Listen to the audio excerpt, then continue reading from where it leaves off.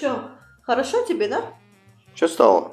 Не Ты всегда ничего хорошо. не замечаешь, да? Нет, Я ничего не уже замечаю. 3 дня с тобой не разговариваю.